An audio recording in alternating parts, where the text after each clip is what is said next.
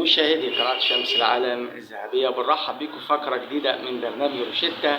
مشكلة السعال والكحة سواء كانت جافة أو عادية بتواجه ناس كتير، بداية من الأطفال إلى الكبار في المراحل المختلفة، سواء كانت في فصول العام المختلفة، صيف شتاء ربيع خريف. الكحة ملهاش طبعا موعد محدد، لكن النهاردة ببرنامج روشيتا معانا بلسم شراب، في منه طبعا للأطفال وفي منه للكبار. بلسم أحد الأدوية الآمنة والفعالة، المكونات طبعا طبيعية. احنا عندنا بيحتوي البلسم كمكمل غذائي على خلاصة أوراق الجوافة، وطبعا خلاصة أوراق الزعتر أو زيت الزعتر والشمر والتايلور، وهي مكونات طبيعية بتساعد في القضاء على الكحة وطرد البلغم والسعال. في رحلتنا النهارده في قناة شمس العالم الذهبية برنامج روشيتا مع بلسم شراب. زي ما قلنا لحضراتكم في منه شكلين دوائيين، في منه الأطفال بيكون مرسوم عليه طفل، وفي منه للكبار. طبعا الأطفال بيمنع إعطائه لأطفال أقل من 3 سنوات، الكبار طبعا من 12 عام. بالنسبة للشراب للأطفال طبعا بيمنع إعطائه لأقل من 3 سنوات، لأن احنا عارفين الشمر والتايلور بيمنع. طبعا هي مكونات طبيعية بس بيكون لها تأثير للأطفال أقل من 3 سنوات. مهم جدا قاعدتنا الأساسية استشير الطبيب أو الصيدلي قبل تناول أي دواء حتى لو كانت المكونات طبيعية. بلسم النهارده واحد من الأدوية. لو جينا نتكلم عن المكونات طبيعية رباعية من المكونات. طبعا خلاصة ورق الجوافة، واحنا عارفين ورق الجوافة له دور مهم جدا في التخفيف من عملية السعال، ملين طبعا لعملية طرد البلغم. كمان عندنا الزعتر والشمر والتايلور، وكلها مكونات طبيعية بتتسم بخصائص إيجابية بتساعد في تخفيف السعال. كمان بيكون مكمل غذائي للقضاء على السعال أو الكحة الجافة في فصول طبعا المختلفة من العام. لو كان اتكلم عن أهم دواعي استخدام بلسم، حد يقول لي إيه دواعي استخدام؟ بيتم استخدامه كطارد للبلغم، بيتم استخدامه للتخفيف من أعراض الكحة أو السعال وكمكمل غذائي.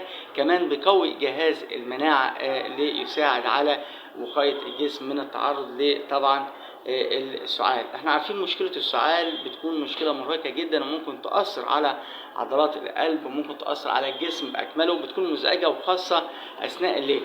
احنا عارفين في بداية الاستخدام لو استخدمت طبعا بلسم ممكن بتشعر في اليوم الأول بزيادة طبعا بالكحة. واحد يقول لك أنا خدت الدواء عمال كحة، نقول لك هي دي الحاجة الطبيعية في بداية استخدام الدواء، وخاصة أدوية السعال، علاج السعال أو الكحة سواء كان جافة أو عادية. بيكون بداية الاستخدام بيشتغل الدواء وبيعمل على طبعا طرد البلغم. من هذا المنطلق بتزيد حدة السعال في فترات مختلفة، لكن بعد كده بيبدأ الدواء بيعمل مفعوله وبتقل الحدة بتاع الدواء. يبقى من أهم دواعي استخدام بلسم أعزائي مشاهدي قناة شمس العالم الذهبية بيساعد في التخلص من عملية السعال سواء كان جاف أو عادي. كمان بيساعد في طرد البلغم أو مذيب للبلغم. كمان بيوسع للشعب الهوائية وبيساعد في عملية التنفس. لو جينا نتكلم عن موانع الاستخدام، قلب بموانع الاستخدام الناس اللي عندها حساسية من مكونات الدواء، دي مهم جدا اعزائي مشاهدي قناه شمس العالم الذهبيه. وقلنا ان عندنا بلسم بيتكون من رباعيه من المكونات الطبيعيه، ورق الجوافه وزيت الشمر، وعندنا التايلور، وطبعا وعندنا المكونات الطبيعيه اللي موجوده الرباعيه في هذا الدواء زي ما قلنا لحضراتكم متميزه جدا. من موانع استخدامه ايضا يمنع استخدامه الحوامل والمرضعات، يمنع استخدامه الناس اللي عندهم اضطرابات في الكبد او الكلى، الناس اللي بيعانوا من سرعه ضربات القلب او ارتفاع ضغط الا تحت اشراف الطبيب. كمان الناس اللي بيعانوا من الجلوكاما او العين الزرقاء بيمنع استخدامه. هل في تدخلات دوائيه؟ اي دواء بيكون له تدخلات دوائيه اعزائي مشاهدي قناه شمس العالم الذهبيه. مهم جدا تقول للطبيب او الصيدلي عن الادويه والمكملات الغذائيه والاعشاب اللي انت بتناولها قبل استخدام هذا الدواء. ما ينفعش طبعا استخدامه مع ادويه اخرى بتعالج السعال. مهم جدا اخلي فاصل بينه وبين اي دواء على الاقل 4 ساعات.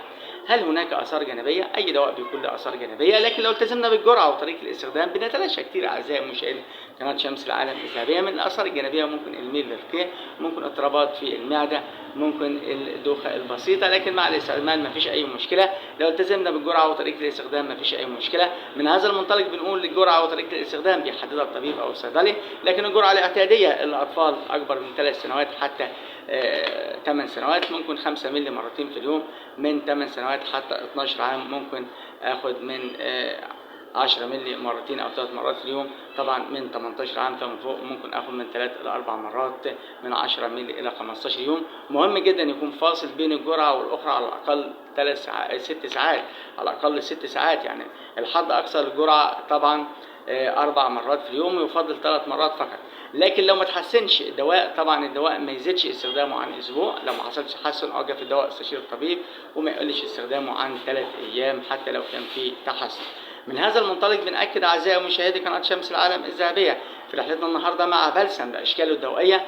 طبعا في منه الأطفال، مهم جدا الأطفال بيكون مرسوم عليه الطفل. لو جينا نتكلم عن السعر، طبعا سعر بلسم في الأسواق المصرية في هذه الأيام سعر الأبوة الكبار 14 جنيه وربع، والصغار 13.75. لكن الزيادة بتختلف من يوم ليوم، ممكن يكون في زيادة في الأسعار في هذه الفترة باستمرار. كنا في رحلة أعزائي مشاهدي قناة شمس العالم الذهبية مع بلسم، أحد الأدوية اللي بتعالج الكحة والسعال. تابعونا على قناة شمس العالم الذهبية في برنامج روشتة، الحياة أفضل لكم ليا، ويا رب انزع كل الأمراض.